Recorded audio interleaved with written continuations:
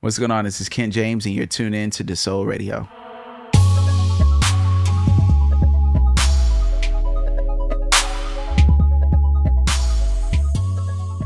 Peace, peace. Hey, What's up, y'all? It's Ariam. and Yodit. And you're tuned in to deuxsol Radio. That's right, your favorite twins are back talking all things music and culture. Because 2 takes are better than 1, but twin takes are even better.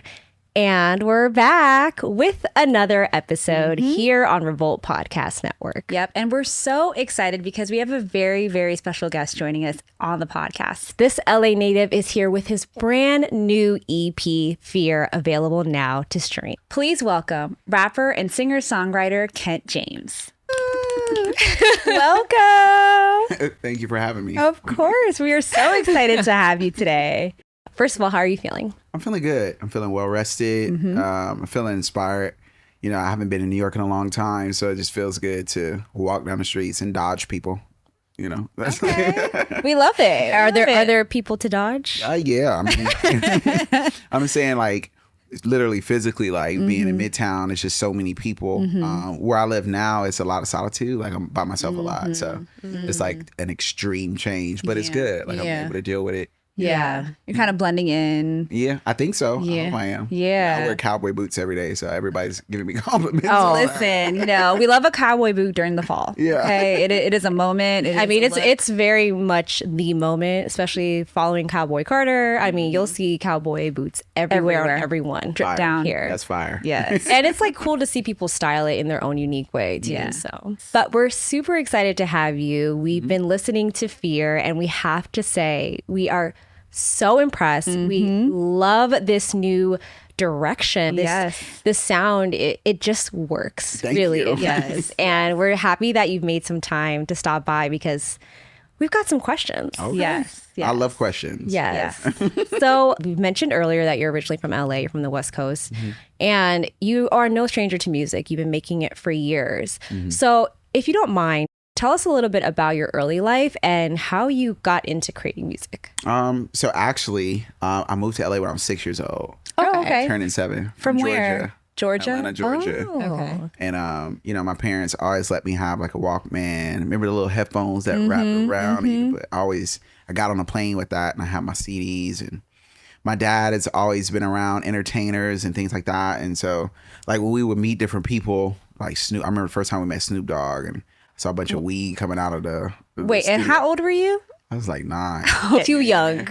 Yeah. And so I always had a love for music, and you know, my mom always listened to R&B when I was growing up, and she would sing the best she can with the songs. But I remember thinking like, man, I love Babyface, you know, like he's a good songwriter. And this is like I said again, at 8 or 9 years old. And Music Soul Child, when he came out, she loved him. I did too, just songwriting wise. Yes. And so that's kind of where it started. When I got to high school, there were a couple friends of mine that did music, and they were interning at Interscope, and I would get on the hooks, you know, like just sing a little hook to their rap songs. And then that blossomed into me meeting another guy from a group I used to be a part of called Overdose. And he and I started doing music. And then a couple of my friends will always be in the front row of our shows because it was just a duo at first. And they knew the words to every song. And one of them, he rapped when I was like 9 or 10 years old. He used to be in an old group called the Biv 10 Pee-wees. It's an old group. And so we just added them along. Next thing you know, we're in a garage and listening to beats, and Pharrell Williams. Literally, we're in the garage, and what pops up, it says like Skateboard P on like FaceTime. Oh, wait. The email said it said Skateboard P at Yahoo something. We were like, who the hell?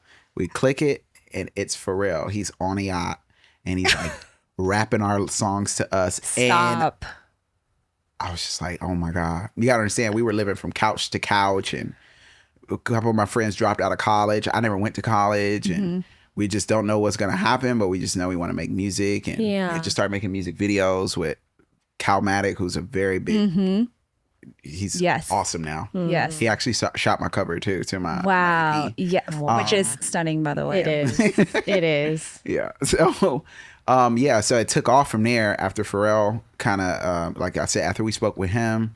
After that, every record label wanted to meet with us, and we ended up going with RCA. at that point, I had been doing music for about 7 years.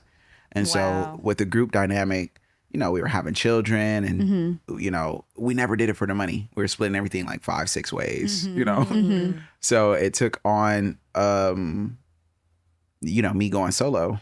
You know, we dropped our album and didn't do what we thought it was going to do. It was honestly, a lot of people say, and I agree, it was ahead of its time. As far as production and just our dynamic. Yeah. And so I had always worked on songs by myself, but I didn't really think about putting out an album. Like on your own. Yeah. Yeah. And then I ended up, actually, the first time I met Pharrell, I met this guy. He was like 16 at the time. His name was Buddy. And I met him in the studio, but I thought I was hot. So I was like, I don't know this little kid, like whatever. Fast forward. That's That's hilarious. Fast forward 6-7 years later. hindsight. You know, Buddy comes to me, yo, I'm finishing my album. I need help. I go to the studio and I ended up moving in with him. Wow. And we did a project together. This is still, I'm still working. He's working on his project with RCA. I had just got out of the, you know, not out of the group, but we stopped making music and I wanted to put out something. So every time Buddy would fall asleep, he let me use his studio.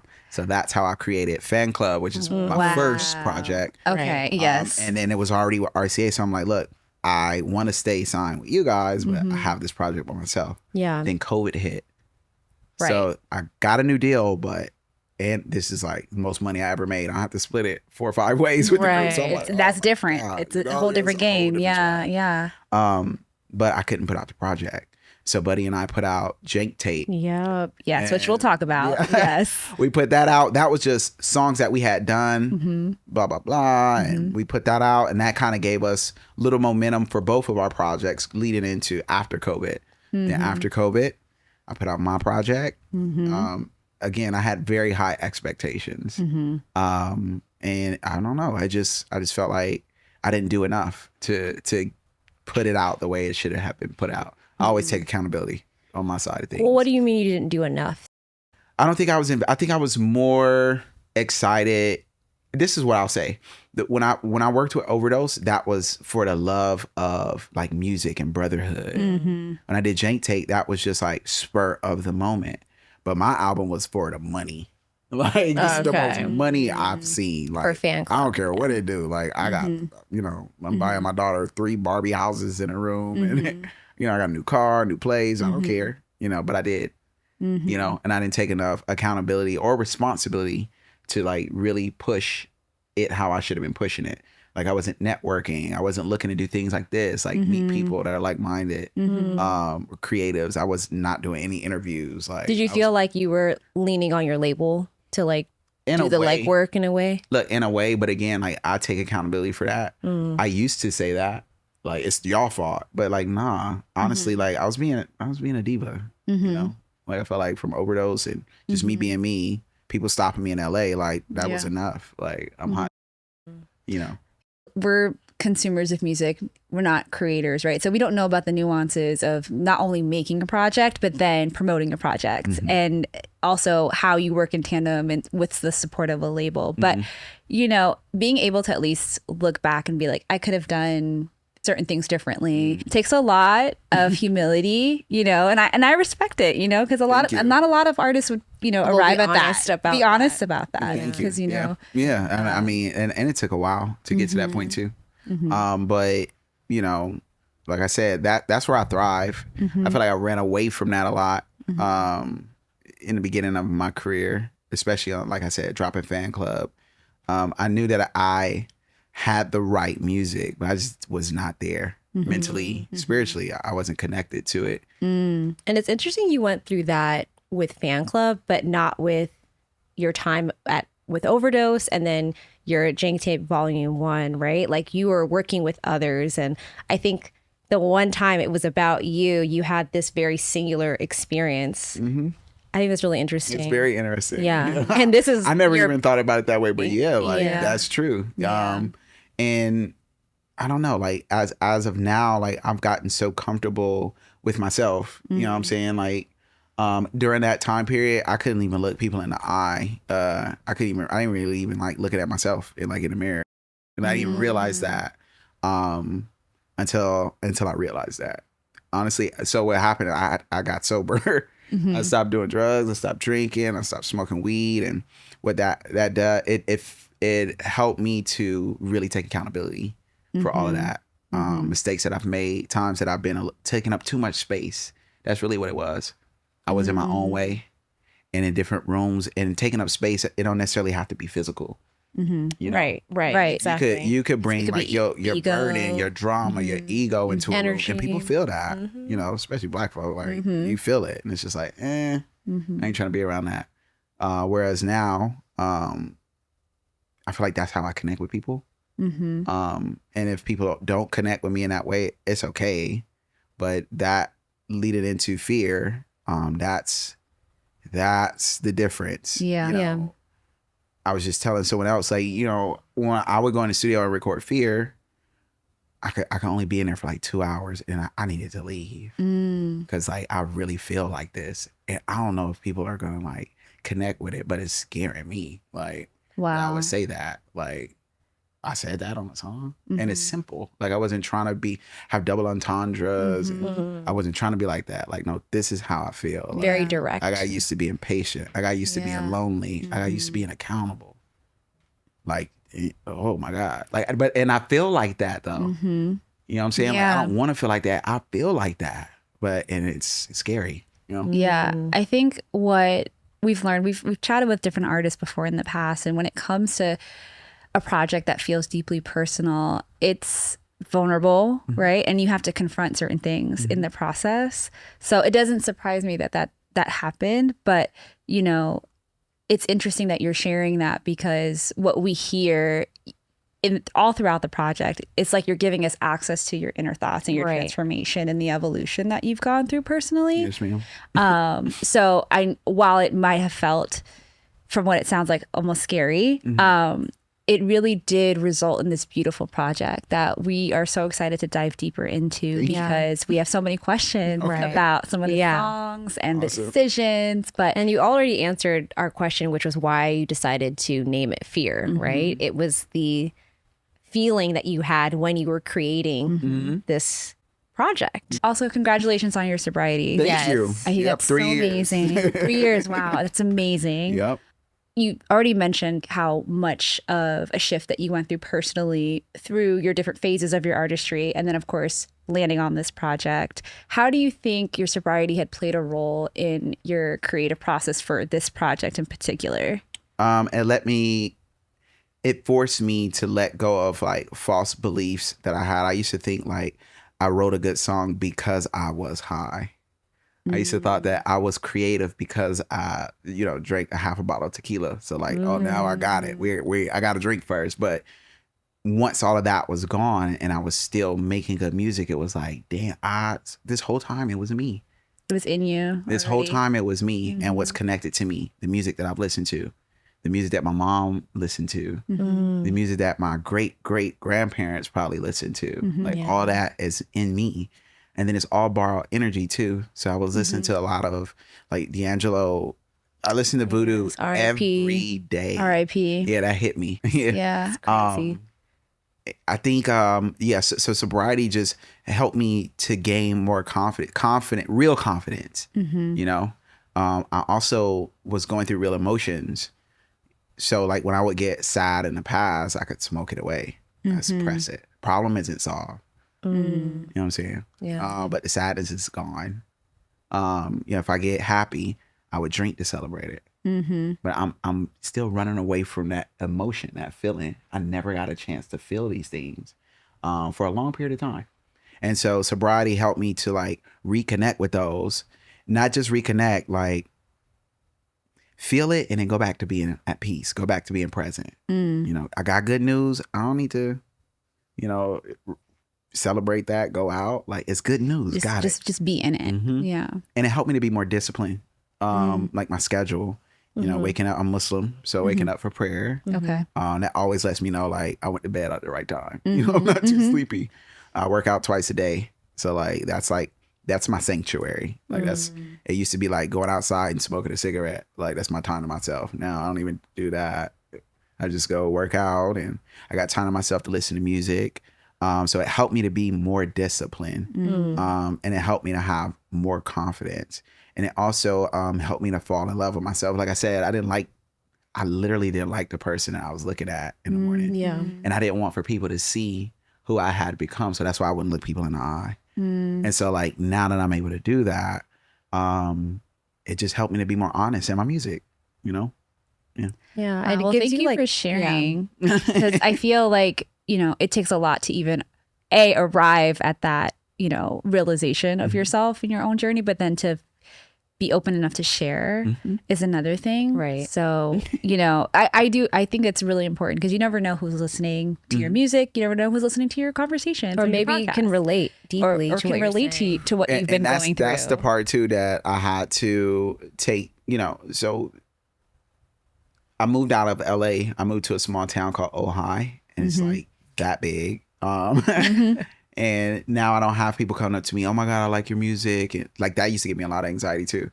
Really? Because I'm still at a point in my career, and I feel like I've always been where like you kind of go out into the world not knowing who knows. You're not even considering it until that one person comes up, can I take a picture? Now it's like, okay, who else knows me? You know what I'm saying? Like I just want to leave. I want to get out. It's like a level of attention. Yeah. Sometimes you're not ready for. I don't want to be nothing or everything. Like everybody to know me. Nothing in nobody knows me. between. Right.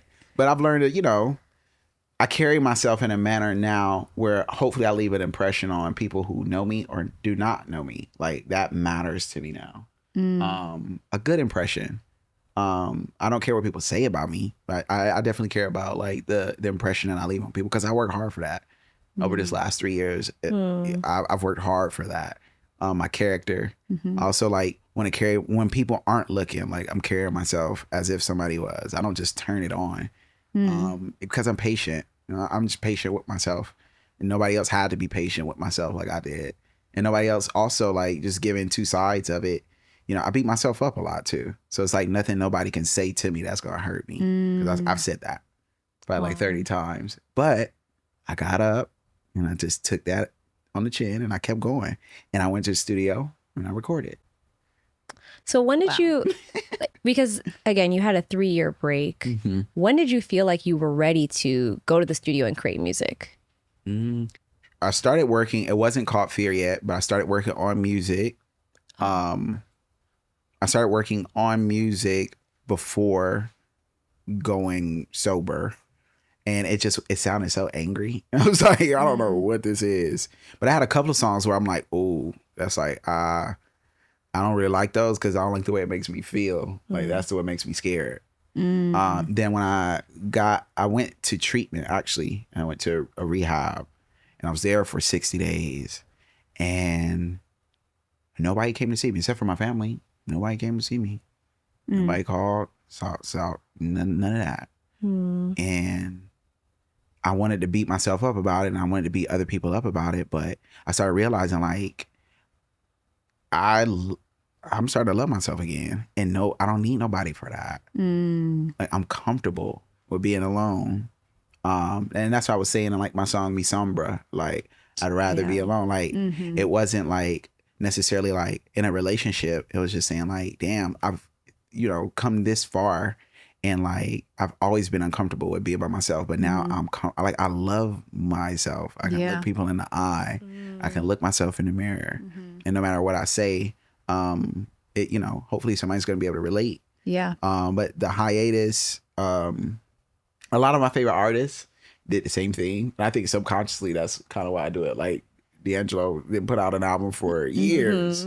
Outkast, when is the last time they put out an album?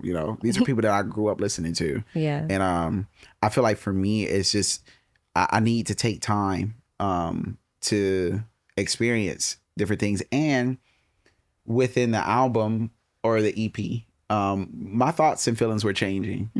And so like I said, it'll be like, let's say the title song, Fear. Like that one took me like 8 months to finish. Like I would go and then I would 8 months. Yeah, just one song. Wow. Why did it take that long? Do you Because I was afraid. I was afraid. Like that was to somebody and that was how I felt. And I was afraid of not saying the right thing I was afraid of, I wanted my intention to be the same every time I went to the studio. So when it started becoming too much about me, I needed to leave. Whoa. Because that's not what I wanted to get across. I wanted it to be about like, you know, no matter, I say in a song like, you know, I wonder who you told you gave up on me, but I still love you. Like that's, you know, in a world now where people are gaslight and narcissistic, that's, you know, I gotta have my own space to say how I feel, and I'm still gonna tell you how I feel about you. But like, this is how you made me feel, and I still love you. Yeah. And it took a lot to hear myself say that, and it took even more to feel that. And so, I would be in the studio for 2 hours, leave, work on something completely different when I came back, and then not come. Like Me Sombra took me 15 minutes. Like, so. I feel like you arrived at that point where you were comfortable, like you said, being alone, right? Yeah. I think that's that kind of full circle moment. And I think that's amazing that you placed it at the end, because that becomes that like message. Yeah. That the contentment with solitude. Yeah. Exactly. I mean, and that was by accident, like putting the songs together. I credit my team too.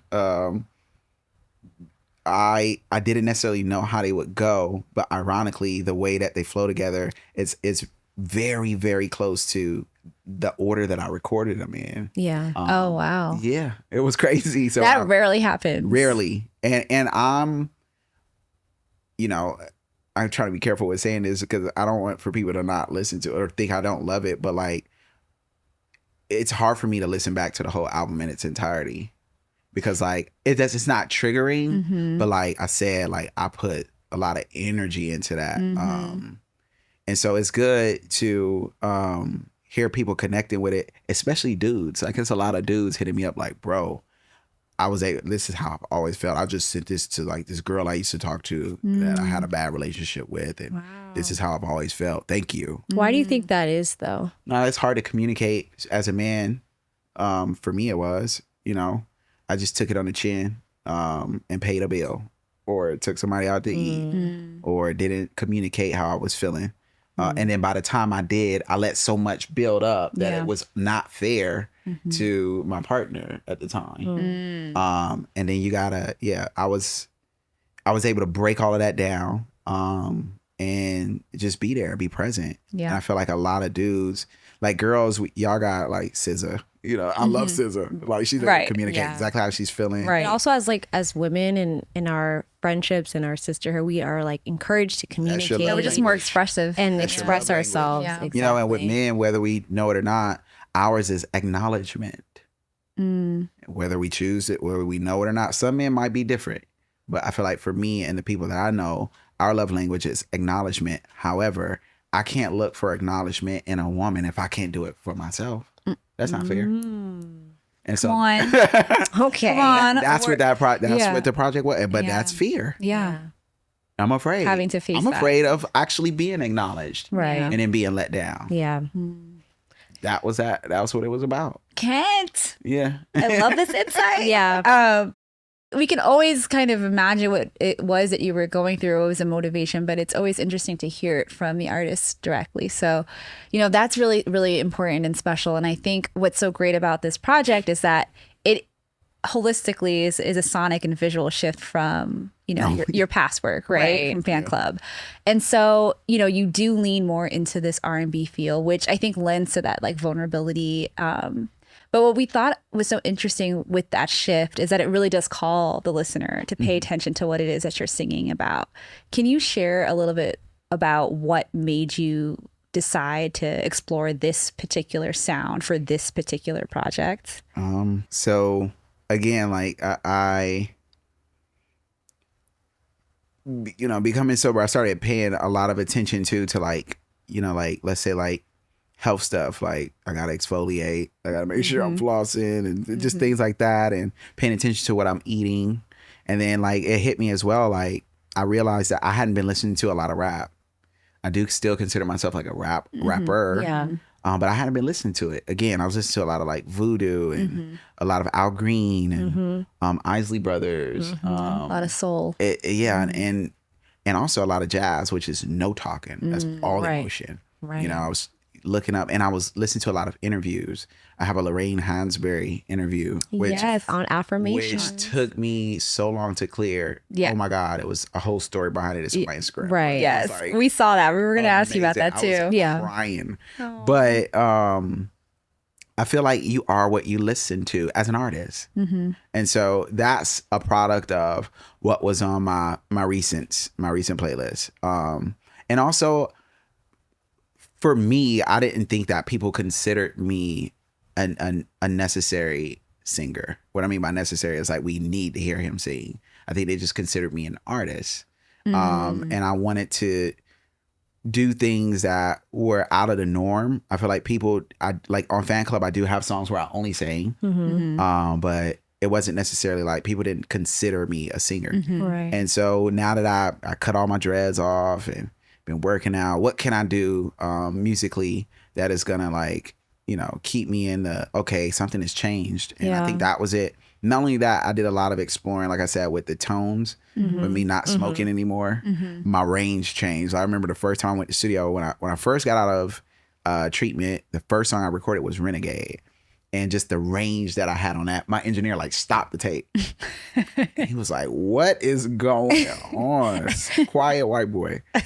Adam, he's like, bro. I'm like, I know. I'm even singing. I'm like, what the? I've never been able to sing like that. And so that's when I'm like, okay, now I got to do more falsettos, because that's what I've been listening to. You know, and Al Green and D'Angelo. Yeah. And you may not even know what they're saying, but it just sounds beautiful. Feels good. Yeah. So What I think about is so special about R&B is that particular genre, R&B and soul, it really allows you to emote in a very specific way.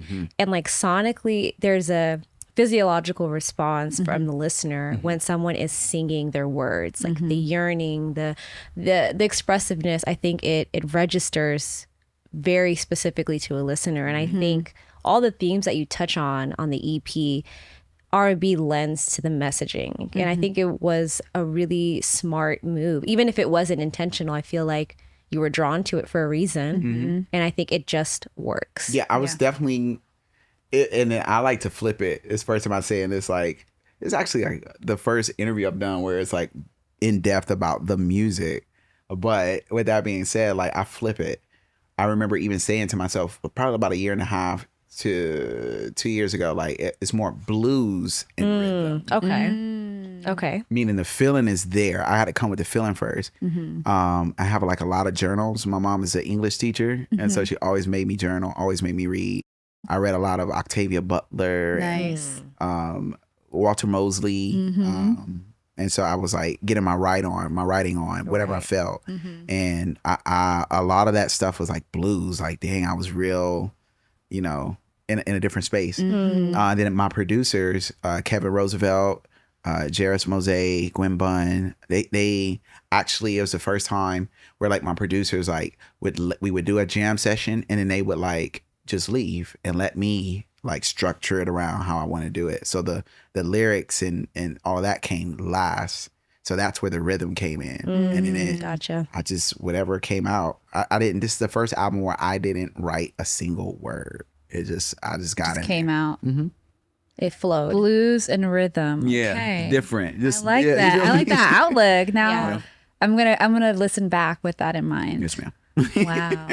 So we have to talk about some of the songs Right. on the EP, because Ariam and I have been having it on repeat, and we've just been true. decoding and unpacking. But we're so excited to have you here to talk through some of the songs And answer some of our questions. I'm excited. So let's talk about affirmation. It really does feel like you're giving us exclusive access into your inner thoughts, right? And like the song, it does feel like you are manifesting your next relationship, especially when you're hearing the lyrics, but now I want a girlfriend, and you're repeating that, or who want to be with me. And Ariam and I were talking about it, and it's refreshingly honest, because especially in a day and age where people are very fearful to talk about relationships or dating, it is nice to just confront that feeling and be honest about it. So we wanted to ask you about the backstory behind that song and the story there. So that's a good one. That's like probably the most played one out of all of them. Okay. It's not my favorite. It's second favorite. I'll say that. Okay. But Production, that's James Earl. He's an actor. He's one of my closest friends, longest friends too. And so I had the record. I had like the track since 2018, and I had like mumbling and I had the harmony over it, but I didn't like what I was saying, you know. I just didn't like it. And then I needed like a couple more tracks that I needed to do before I turned the album in. And I went back to the studio and I put it on, and I kept trying to be somebody else. I felt like that's what it felt like. I didn't know if I was trying to be like the old me. I didn't know if I was just trying to be like cool or whatever on the track. But just one day I went in there, I was just like, you know what? Let me just speak something into existence, you know? Let me just put it out there, and whatever comes. Again, I didn't write it. I just put on the headphones. It was something you were feeling. Yeah. And I just let it take over. And when the words came out, I just remember stopping in and looking, and I didn't have a hook yet. And I was like, okay, I said all of this, you know, about being patient, about being lonely, and I'm giving a lot of context and a lot of truth. But what's the end game? You know what I'm saying? Like I come from a product. My mom and dad have been married 38 years. Wow. Never saw them argue ever in my life. Like, wow. Ever in my life. And like, that's what I want. You know what I'm saying? But it's going to start somewhere. And before I'm looking for something in somebody else, I have to say like what I've gone through and what I've gotten used to and why I think that makes me ready. And it had nothing to do. I never mentioned money in the song. I never mentioned like, I guess material things. It was all like an emotional thing for me. And so it was the most honest I think I've ever been to myself, not even on just a song, just like period. And I've had very honest conversations over the last 3 years. And so it started with that. Somewhere along the line, I was speaking with Lena Waith. And she, you know, she's writing. She just always check up on me. I mean, like twice a month, she hits me, just checking you, seeing where your head is at. I was meditating. Your spirit came to mind. Wow. She does this all the time, and I just be stopping like, Lena, I cannot cry right now. I'm getting a coffee, you know, in the morning. And she told me about Lorraine Hansberry. Actually, it was on the show. I watch her show, The Shy. I always break it down to her like, we got to talk about this episode. Yeah. Right. And in one of the episodes, one of the children in the episode quoted Lorraine Hansberry. And I'm like, I heard that somewhere. And me, I'm the type of person like, I love finding myself in other people, especially like our ancestors or people that came before us. It could be a man or a woman. If I could identify with that person, like that's what I want. So I heard the name. I remembered the name from somewhere. Once again, my mom's an English teacher. So I look her up and I'm like, oh my God, I know her. I know who this is. But we got YouTube now. Yep. So I'm like, I need to hear this woman's voice. I need to see what she looks like. And I went to an interview, and a lot of people like to work out to music. I like to work out to interviews, like a John Coltrane interview. Oh, wow. He's very soft spoken. Or Miles Davis, who's the very raspy voice. Like I like to work out to that. Like, and Lorraine came on and she was so matter of fact. Yeah. And then she got to the part where she says like, there's going to come a day where like somebody's going to have to create a character who decides like everything he's doing is wrong. And I'm like, she talking to me. And I'm like, I got to put that in a song. And as an artist, you got to think with that. Like, okay, now I got to get this clear. Now I got to do this. Yeah. And again, like, it took me a while to get that clear. So after doing that, and the funny thing is that acts, for the most part, has nothing to do with the song. Like it's too different. But I knew like that people would connect with this song. And this was my opportunity to have them connect with somebody that they probably could find themselves in too. You know, whether it be a woman, whether it be a writer, whether it be a musician. I wanted people to like go down the same rabbit hole I went down. Because not only that, I looked up her history, saw that she passed away from cancer before she was even 35 years old. Yeah. Yeah. And it's like, very young, damn, very tragic. Yeah. like what? Like I'm never gonna have a chance to meet her. You know what I'm saying? But what can I do to pay respect? Because it really weighed heavy on me. Yeah. And I ended up having to write a letter to her estate, and that took like 7-8 months for us to even get in contact. Oh, wow. And the week of, I had 2 days. My album was turned in, but I had 2 days before we dropped it. And the lawyers from my label hit me up, and my manager's like, look, they saying they're going to clear it, but you got to write them direct. Oh, wow. And explain why you need I it. drove to the library. I drove to a library. I put on the record with her voice, and I just typed, and I was crying. Like, lucky I was crying right now. Wow. I was in tears, and I'm just like speaking to them, like, and I was so intentional that even if they said like, we got you, but we're good, we're not gonna clear that, I was okay. Like, I was okay. The fact that I even got the opportunity to let you know, like, she helped to dig me out of a place, Wow. Yeah. Wow, what a story. That was affirmation. How affirming is that? That's it's affirmation. Right. Like, yeah. yeah. I mean, to be able to have the opportunity to not only, obviously, the process to get a clearance is The journey. a journey. Yeah. But And I then had the to song leave- for 7 years That's before crazy. I made the song. Like, I had the beat for 7 years. Wow. Yeah. And look what it was meant to be. Yeah. Clearly. It was meant to be. And I'm glad you had that full circle moment to at least express what the song meant. I mean, what the audio meant to you. Right. And what Lorraine meant to you. Yes. And what's so great is that you inserting this soundbite is going to introduce Lorraine to a new generation. Exactly. One. And then also, because she's known as a writer, we've probably had more access to her work, but to hear her voice, it gives her a little bit more dimension, right? It's like we are getting to know just a little bit more about her from her own words. And it's just perfectly crafted. It's right on the outro. It sits perfect in the song. Yes, ma'am. So I love it. I'm glad it I worked love that out. y'all asked me about that. Yeah, I'm glad it worked out. Another song we wanted to talk about is Patience. And what's interesting about this song is that you are starting out reflecting on heartbreak and missing a lover or a partner.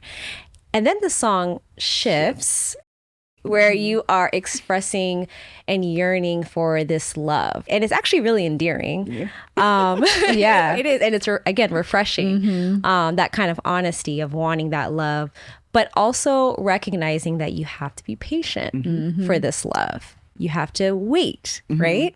And so why did you decide to construct that song in that way?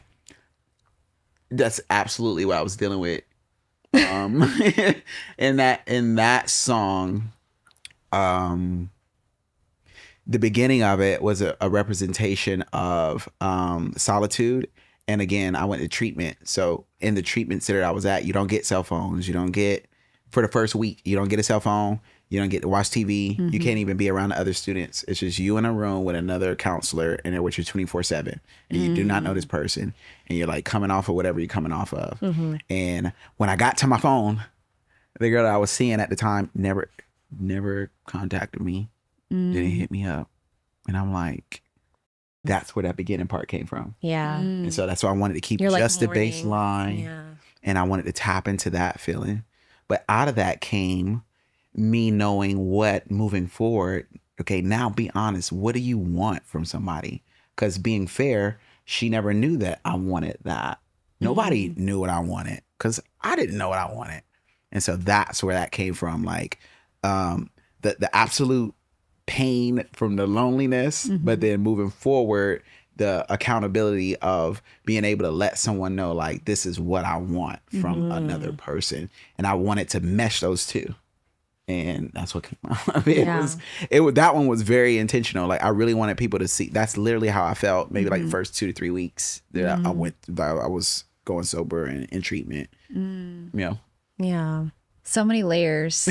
Yeah. I mean, from what you're sharing, it sounds like you were processing a multitude of emotions, but to be able to just piece it together into a song, that's not easy. It's not easy, but it turned out to be something beautiful and something that can still resonate with people regardless of how they're processing the lyrics. Yeah. But yeah, heartbreak is no fun, but I'm sure someone can relate to those feelings, those phases. Yeah. I mean, I I admire those uncomfortable feelings now because I know what's on the other end of it, especially throughout this last 3 years.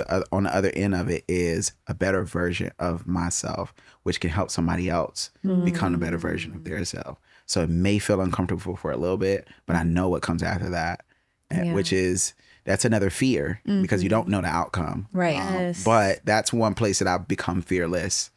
I love, you know, like I said, I'm a product of love from my parents. My love, I'm a Libra, you know, we bask in relationships and charming and romance. But I gotta love myself first. And so, I was patient. I wanted to be patient with another person, but again, it's because I learned how to be patient with myself. Yes. Yeah.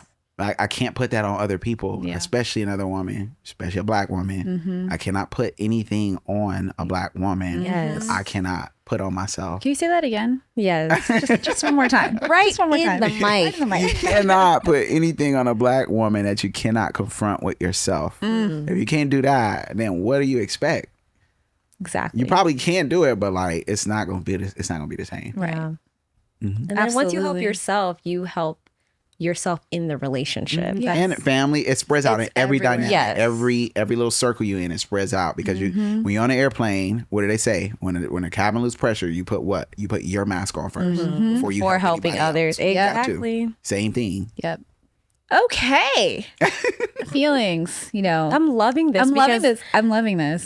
you know, all of the themes are really coming together. And I don't know if it was intentional, but like the things that you experience and the product that you've come out with, everything is just so interwoven. It was intentional as much as possible. I'd say like 70% of it was intentional. The rest you just gotta let energy and Right. fate. And then also like my manager, my management, like I also have always thrived on like thinking I know everything or knowing a little bit about everything, and I feel like I'm a know-it-all. And this time around, I knew that I hadn't been in the public eye for like 3 years, so I knew like people consume music different.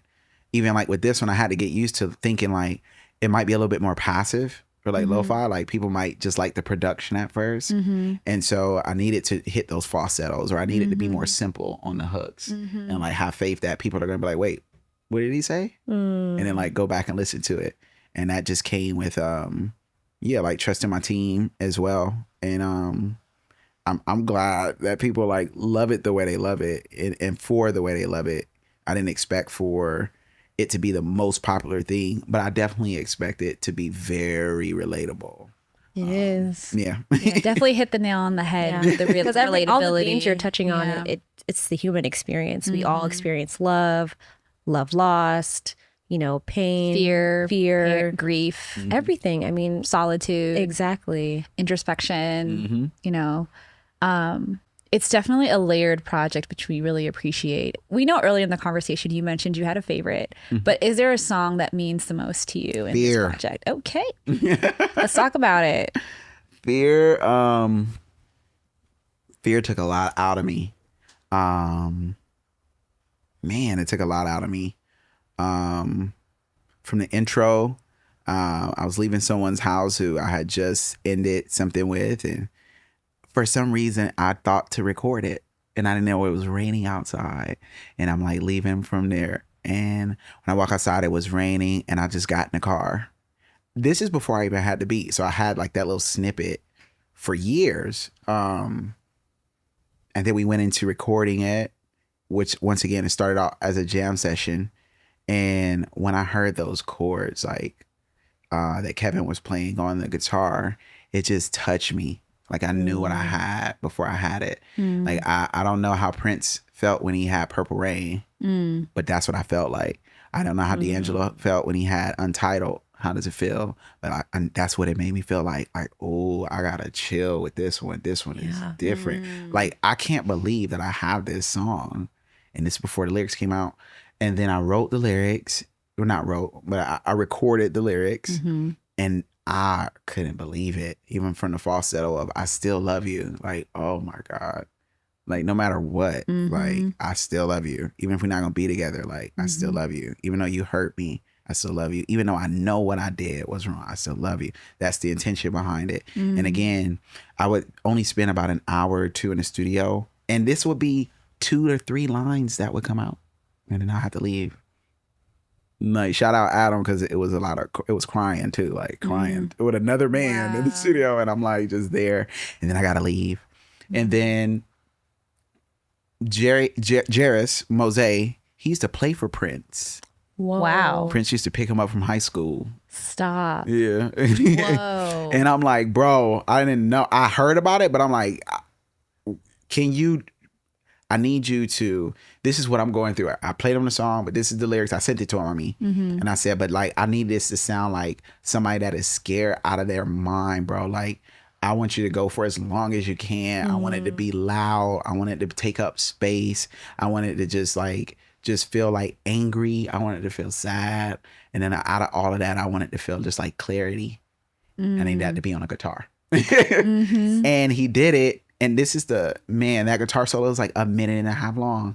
And I was not backing down. I was like, but honestly, like, that's why I love my label and my management. They never like tried to like, you think you should shorten it? Nobody ever said that. So that's when I'm like, oh my God. Like, even talk about it, I'm like getting short of breath, because it was like perfect. And then I spent a lot of time on the mixing side of it. Like, I wanted to make sure like that I didn't do a lot of backgrounds on the leads. Those kind of stand by themselves. But I do have the I still love you. Yeah. And I changed the way I say that. If you really listen to it, sometimes I say like, you know I do. Or sometimes I say, I know you do. And I know you know. But sometimes they're like all on top of each other. So it was crazy. I felt like I was conjuring a lot of like energy, and that's what took a lot out of me, because we're spiritual people, but I wasn't ready for that part. I done already dealt with a lot of getting stuff off of me, getting putting that energy in me. So it's my favorite song because of what I thought I was capable of channeling, and the fact that I was able to make it out of it, and the fact that I asked someone to help me to portray those feelings through an instrument, and he did it way better than I could ever imagine. I remember hearing that, and it was like quiet, and I'm looking at Adam, who was my engineer, and he was like, "There's a white boy." He said, Yeah. But that's what happens when you are perfectly aligned with the right people and the right environment, and all of the things just come together, and I keep saying it just works. It really does. And those details go a long way. And a shout out, I'll say them again, Gwen Bunn, she did the drums, which is so awesome. Have a woman working with us too. Love it. I love to hear it. And then Kevin, he's very quiet, but I know every one of his songs. Kevin Roosevelt, K Roosevelt, look him up. And then Jairus, like I said, it's like I wrote in my notes, and I posted it on my story when I got the bounce for that. I just wrote in my notes, Kevin, Gwen, and Jairus are aliens. And I looked at the note, and I'm like, damn, that was when I recorded that song. I was in the studio with them, like, I don't know what is going on. But I feel very lucky to have been a part of that. Like, even though it's my song, I feel like I was just like adding to that energy. And I can't believe they made that. Like, I give them all the credit for that. And that's why that's my favorite. Because I feel like I was just a fly on the wall. I love that. Now I'm going to play it back with all those things in mind. So what is next for Kent Jamz? Am I supposed to say that? I just want to answer, but we're not here. I can say what I want to say. So I think I have like just a little bit more to do, but I do have my next project already ready. That's already really Okay. Is that an exclusive? Yeah, that's the first time I'm saying that. I'm not gonna give the title of it. It's definitely like a yin and a yang to it.